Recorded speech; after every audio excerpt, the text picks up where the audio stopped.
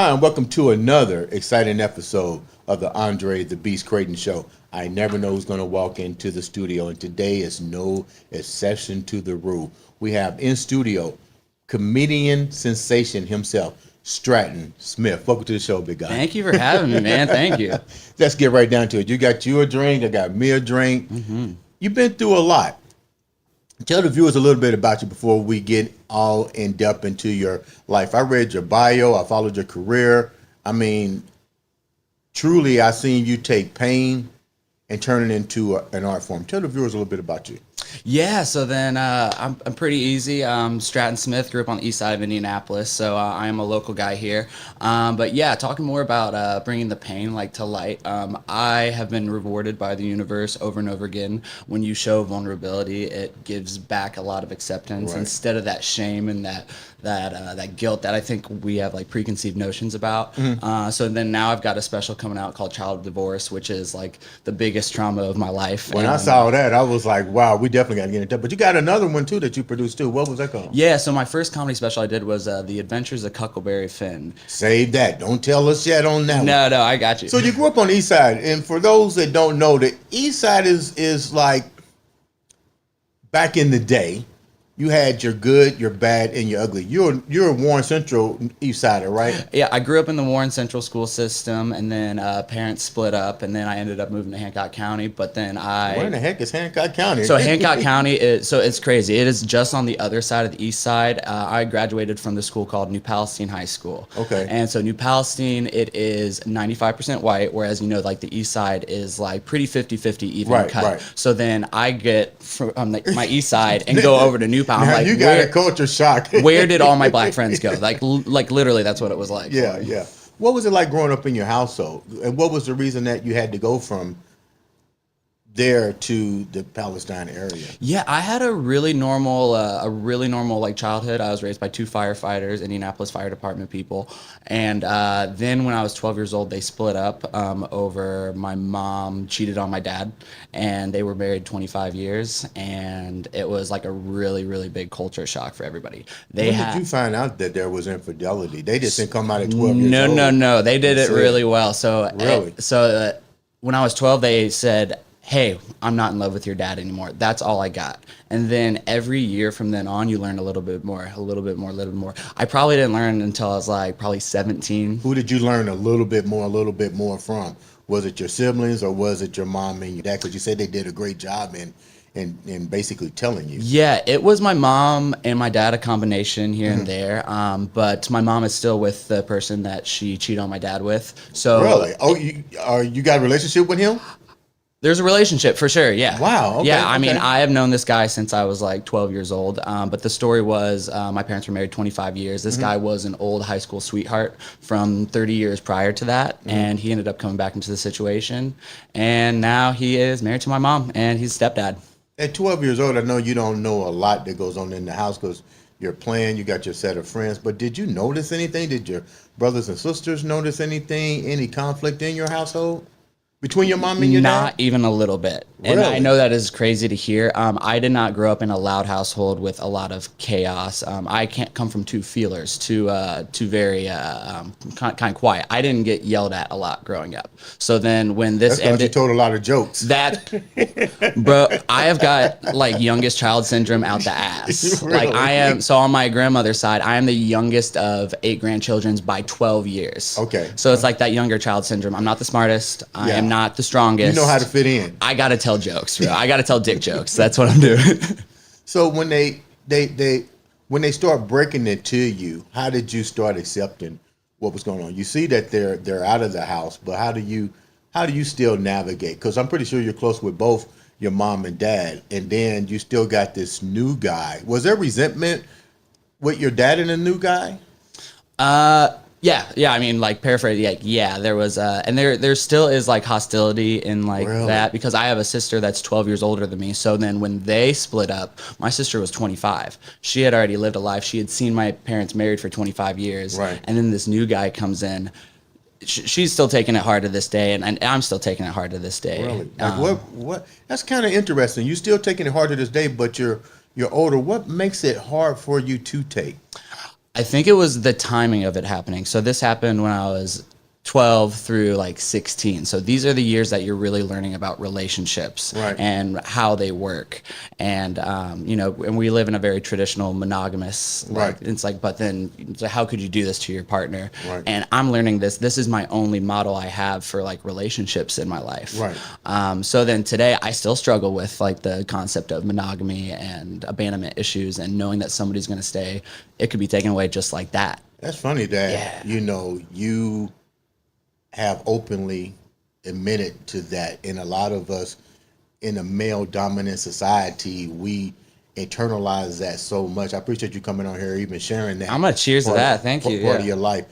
So knowing that still bothers you today, take me into, how does that affect you going into your own relationships? You said you dealt with, the fear of abandonment, the fear of trust, and how does that go into your relationships? You're 18 years old. This happens at 12. You're going up. Take me a little bit of that, how that affects you going up.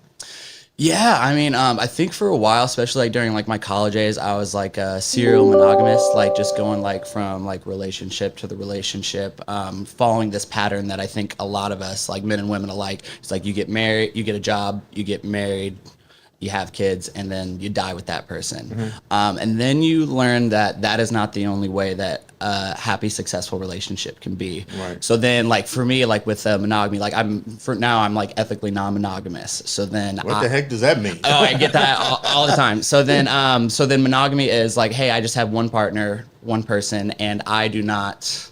Like you don't look at anybody else. Right. Whereas like a very like loving and endearing way to me is my connection with one person isn't affected by another. Okay. I look at it as like a bird in a cage. So you can be a bird in a cage with a locked door, live your life, and that's cool. But then what if you were like in a cage with somebody, but the door is open, and then you're a bird, you can fly this way. You're a bird, you can fly the other way. Mm-hmm. But at the end of the day, you can come back to the cage just because you like being birds with each other. Okay. That's kind of like my euphemism of it all. Does it play out?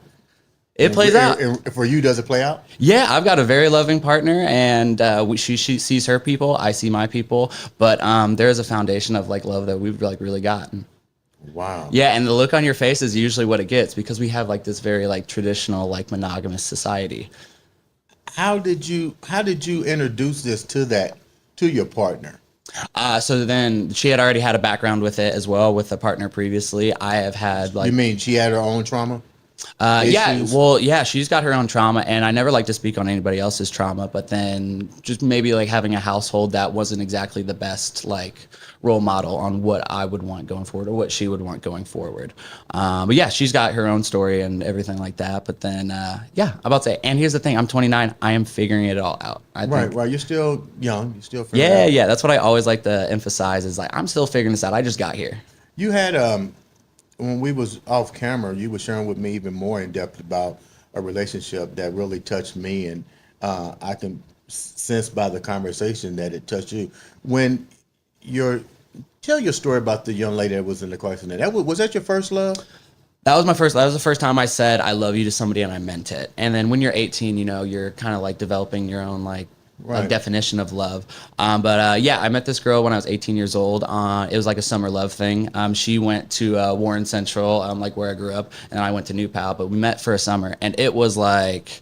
What attracted you to her? You met that summer love. What was it that made you go woo? My woo was that she was goofy, and that was my favorite thing in the world. Because usually you see me, I'm like 6'2", I'm lanky. Yeah, like yeah. I am the goofy looking person. But then she had a gorgeous smile, gorgeous personality. She was amazing. Her name is Jess. She was great. But then what had happened was when I went to college, she was going to help move me in. And so the morning of, she was on her way to my house. She ended up getting into a pretty serious car accident. And then fast forward a few months, she was in a coma.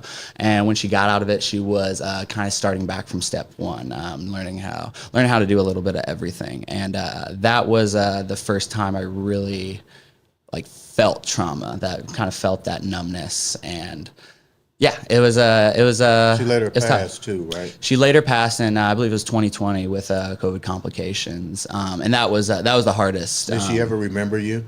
It's not. It's hard to say because the communication was not super clear. I can't say one way or another. I'd like to think that she did, but yeah, it's hard to say. 18 years old, you're coming out of seeing your mom and dad, adjusting to a new family that you're still, whole family still dealing with, but even more important is carrying the weight from now on for a quick summer love that you probably would have thought would have been your soulmate. How do you maneuver? 18 years old, I can't even imagine how long you have to carry that burden. Man, I got rocked when that happened because it was like this new part in my life. This was like the first day of college. Like everything was supposed to be simple. And then it's hard to say if like, hey, this is my soulmate. We were just 18 and then we were just figuring it out. It was like a really great relationship. But it really like in retrospect gave me like the value of like life and how anything can be taken away tomorrow. And it definitely like was like trauma, and then eventually it like turns into a story. But man, I'm really thankful that I met her and I went through that, but it took me a while to get there. How much of this resonated into you saying you've been in college? What was you going to major in? So I went in as a marketing major. Yeah. When did the transition happen? Because you still got pain. You're 18 years old. Let's get real. Wasn't nobody going to therapy back then? No, man, no. Wasn't going to therapy. That wasn't even on the table. And at 18 to 25,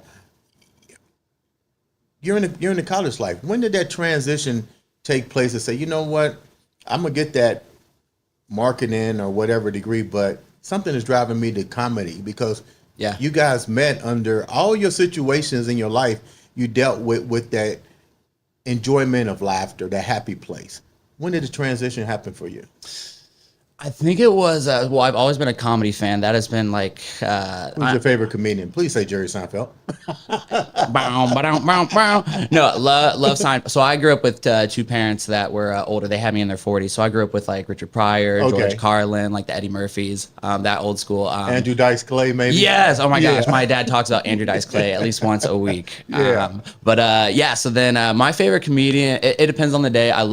It depends on the day. I love Dave Chappelle. Anthony Jeselnik is a really good writer because I really like My Darkness. Love Bo Burnham for performance active. So I like a little bit of everybody, if that makes sense. Yeah. Like if you're a comedian and you're doing it, odds are I'm going to be like a fan of at least a little bit of you.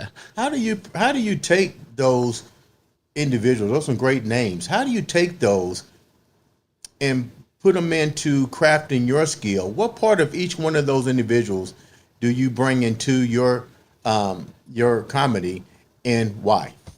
Yeah, I think with like writers like Jeselnik and Bo Burnham and like John Mulaney, who just had a really great vulnerable stand-up special coming around. I think the biggest thing I like about them is writing.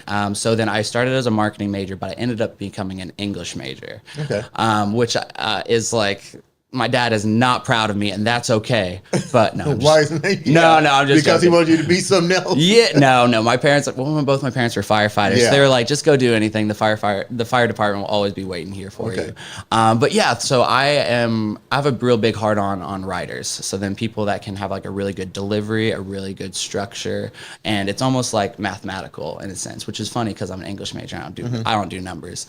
But then there's like I don't know, anyone that can make you zone out for an hour and a half and forget about your bullshit. Right. That is why I fell in love with movies, comedy, anything. Because for an hour and a half, I don't have to think about the shit that's going on in my life. I get to just be entertained. So I think it's that trance effect that people have. How much of your life do you bring into your comedy, and why?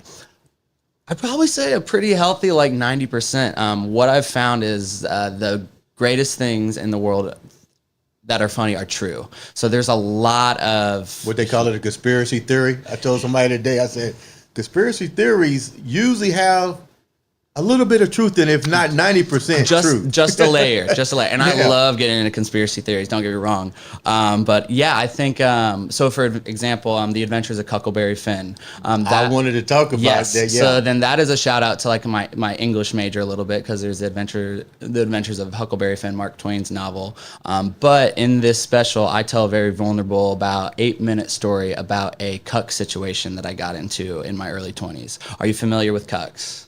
Please share. Yes. Okay. Oh, I love that. I get to break the news to you. So a cuck it's short for cuckold, which is a person that watches their partner with another person. And what's it called again? A cuckold. Okay. Yeah. Go right ahead. So then there's a story that I had where I met this couple and this woman online on Tinder, which is the darkest place in the world. But I met them in my early 20s, and they said, hey, I'm really into having my husband watch, or my husband's really into me watching me with another man. Would you be interested? I'm like 21 years old at this time. I'm like, oh my gosh, somebody wants to like touch it. I'm in. And then so in the special, I kind of talk about the story and how the nerves behind it and the craziness of it. But more than anything, I think it's educating people on what the cuck lifestyle is like. How much is this story is actually true? I'd say about 90%. So it's a real thing that actually happened. The concrete details and pillars, those are what happens, and then you just kind of play with like the dialogue. How did that make you view people at that point? Like you walk in there and this scene is about to play out. Yeah. Like you go through with it, but once this scene is over, did you look at life any differently? Yeah, man. Well, then kind of what happens when I got there, the girlfriend wasn't there. So the boyfriend opened the door and he says, hey, this is actually a surprise. She doesn't know that you're going to be here. I talked with her before, but then apparently he didn't tell her that I was coming over. I was going to surprise him. We waited 3 hours before she came over. And in that 3 hours, I thought this guy was going to murder me. I didn't think that the girlfriend was real. I didn't think that, I thought he faked everything. And we are just literally playing video games and smoking weed for 3 hours. That is what we're doing. And then at some point it hits me. I'm like, this guy's about to murder me. And Right. I didn't tell anybody. You're playing Jason Bourne now, trying Yes, to look 100%. Oh my God, it's Jason Bourne. But then she gets in there, and it is the most normal thing in the world. So this wasn't new to her. I don't think this was their first time. And then I was just like, okay, well, this is all right. But what was normal was it was going down, and it's not like this guy's watching intently or anything. This guy was just playing video games, eating Doritos, and every now and then he'd look over and go, huh.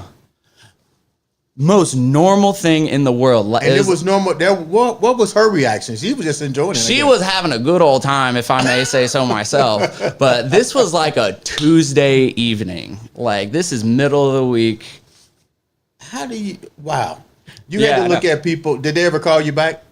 I went back one more time. One more time. Because he didn't murder me, so I was like, all right, it was fine. That is crazy. So you also do another play. What's that about? Oh, yeah. So I've got a special that's coming out on Thanksgiving. It is called Child of Divorce. I know that's got to be the true story. That is a true story. Of you and what you're sharing today. Why do this particular skit? Well, I kind of get into it in the special, but this is actually a big love letter to my parents. So then you see Child of Divorce. I think a lot of people assume like, oh, he's about to like roast his parents. How dare you do this? Woe is me kind of thing. I have never accepted like the victim like lifestyle once in my life. But I think the purpose that I wanted to have with this special is I want people to talk about it more. Especially you kind of like briefed on it a little bit. Like men, we do not open up. We're not vulnerable as much as I think we should be in this society. Right. But I was making this one for the children of divorce. So then, in our society, 50% of marriages, in a divorce. Mm-hmm. That means like 40% like have kids kind of thing. And I don't think anybody's talking about it. But there's just a lot of loneliness and kind of embarrassment, I think, when your parents like split up. Have you shared this with your parents that you're getting ready to Oh, they were in the audience, my guy. Really? What was their reaction? My dad loved it. He's a big comedy fan like me. He is big supportive. He's a huge support in my life. I have nothing but good things to say about him. But he was very cool with it. But then you could kind of see like he was a little bit like twitchy on his arm a little bit, and so I didn't know if he knew what I was gonna say. Mom had a little bit more trouble with it because she's not necessarily like the good guy in the story, but I have a very close relationship with my mom, and I've explained to her this is just a story now. If this can be a send off to my trauma, tip of the cap, maybe it will be, maybe it won't. But there's a lot of love in this special for my parents. What were some of the things in the performance that resonated with them? Like maybe one or two things that you released, and you can see in their expressions that you delivered your message. I think one of the biggest messages that I relayed to him was kind of like, I'm not the woe is me, I don't need this. This was like a love letter to my parents. Even though it didn't work out with them, even though they have their own beef, during the process, I never felt unloved once. By either side. By either side. They both like fought for me. My dad like went to bat for me from the very beginning. My mom, she's figuring life out. She's got this new guy. She can't deny like these feelings or anything, but she's got a family with like a loving husband that she had to address. I can't imagine how hard that must have been for her, like wanting to live her truth and like let her heart just kind of like blossom. But like I'm, tied to this family, and I'm gonna break some hearts, and she broke some hearts. And you've also broke some traditions. You're the first blood. Explain that. Yeah. Well, it's not a crypt, but I do look good. I do look good in blue. Don't get me wrong. But in my college, on my blood side and my dad's side, no male had graduated college before. Nobody had ever gotten like a 4-year degree or anything like that. So when I did it, I was like, I'm gonna be an English major, and they're like, all right, whatever. Set the bar low for us all. How does that make you feel, being the first? When I was, it's always that special thing. Yeah. You're the first. You had the first on the cuckold. Yeah. Well, I'm just glad I get the. So now you're the first to get that degree. What's that like now? It's not as like crazy big. Like I walk around with like a lot on my shoulders or anything like that. I got set up really well by two parents that sacrificed a lot. When my parents were together, they were two hippies in the late 60s, early 70s. They didn't have much to their name. To be able to like send like a kid to college was, I think insane. Neither of them ever got degrees, but they still are like very hardworking. Like they were firefighters for a living, which is like the coolest thing to say that your parents are ever. Yeah. If I had two cop parents, it would be a very different story. Yeah. Very different. A very different story. I mean, one thing my grandma always said to me was they can never take your education away from you. So no matter what, like I'll always like have a degree or something like to hold to my name. In terms of like comparing myself to like the rest of the people like in my family, not so much, because there's still like honorable people, and like we still like need jobs that don't require like college degrees or anything. So it's not that special, but then at the same time it's like, hey, pat on the back for Stratton. He's got student debt. Congratulations. Right. Just sitting here talking to you and meeting you for the first time, man, it's amazing. You still walk around with that smile on your face. You clearly took trauma and turned into a smile. You're keeping that beast frame of mind. You're positive. What was one of the most important things you learned so far out of this journey? Man, can I take a drink for that one? That's a fantastic question, man. I think it's that bourbon. It's a good. This is fantastic, by the way. I think one of the biggest lessons I've learned, we talk about like using your vulnerabilities. I kind of like as a weapon. I use it as a weapon. So then humor has been like a coping mechanism for me since I could remember. I've got that youngest child syndrome. Right. I think if you're able to laugh at something, that is a part of the grieving process. When you can start to make jokes about something that's personal to you and not like, I don't know, if you can joke like at yourself about something, I feel like you can get through just about anything. Do you look in the mirror and really say, I'm gonna make a joke out of this when something hits you? I don't have to wait for a mirror. I think I hear it and I'm just like, you already got it processed? I think that's my response. Okay. I think a lot of times one of my superpowers I tell people I have is making people laugh at funerals. we're gonna ask somebody to get in contact with you. Yeah. I mean, if you hit me with your obituaries, I will show up. I will $50 a pop. I don't know. Yeah. But no, I think with laughing about like trauma, I think that is for me and like my personality, that is like the first step to like the grieving process. And a lot of times I'll make a joke immediately just to get that. But at the same time, I'm a clown. So then the clown is a very I don't know, honorable role in society. Speaking of clowns, I'm gonna ask you this. Yeah. One of my favorite movies, and I've watched this at least 6 times because I like to really dig to the dark side of a movie. You know what I mean? I love The Joker. Yeah, the new one. With Joaquin Phoenix. It is. Oh my god! It took a while for me to keep watching it, but here's a guy. You guys almost have like the same story, so to speak, but not with the ending that happened. I'm not shooting Robert De Niro. It's not happening, Andre. Yeah, and what's your take on that? Since you mentioned the word clown, because he's an entertainer in a world of chaos and drama, but he's an entertainer trying to find himself. And the cool part about that movie, if you really dig deep into it, it was at the end when he says, "You pass me every day, and you never pay me no attention." But it took a senseless act for somebody with money to come out and recognize, but nobody paid that guy no attention, who's simply trying to bring smiles to people's face.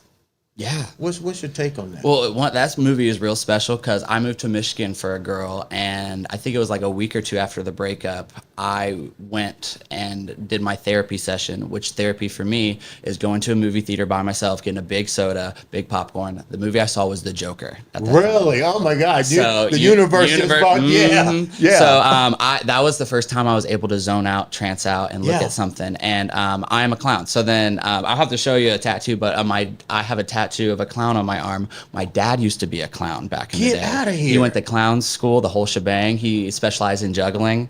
Really? So this is a family affair. We're a family of clowns. But the clown is I think a role that isn't talked about much in our society. If you go back to Victorian times, the clown was the person that was inside the castle with the jester. King. The jester, he was hanging out with the kings, everything, learning everything. They listening to all the conversations, entertaining, and then jester, they still go back to the people and they'll relay to the people what's going on in the castle in a humorous way. In a humorous way, get all their attention. A comedian, a clown, whatever you want to call it. I like to call you guys entertainers. Thank you. Yeah. That's exactly what it is. I relate with entertainers because I don't like to choose one route or anything like that. But in my career, my job is a server at Dick's Last Resort. Okay. Yeah. Have you heard of that place? No, but please tell me. Oh my gosh. So this is the second time you used the word dick or cock. Yeah. Wait for my special, man. Dick's Last Resort is an entertainment restaurant. It's a restaurant chain, but they give a rude, sassy service to their patrons. What do you mean? So then, you go to eat at Dick's Last Resort. I'm gonna be a little bit of a dick to you, for an example. We're all dicks, and oh, I got you. Yeah, so we're gonna be rude. We're gonna be like, here's your menu. Here's this. Take this. You can be really mean. You could be rude. You can be sassy, sarcastic. Me, I'm a goof dick. So then you'll just see me kind of twerking at work all day long. Where's this place at? Downtown Indianapolis. Oh man, you gotta come to the restaurant. I don't know if I can make it. I think somebody gave me rude service, man. I go off. Hey, yeah, but then that's because you wouldn't expect it anywhere else. You go to Olive Garden, and somebody get oh my God, yeah. It's like, no, you give me my salad and my breadsticks. I just had bad service yesterday at a Chinese restaurant. I won't mention their name. Asked for a simple fried rice with eggs, peas, nothing else. Get home, open it up. Everything's in there. Onions. Yep.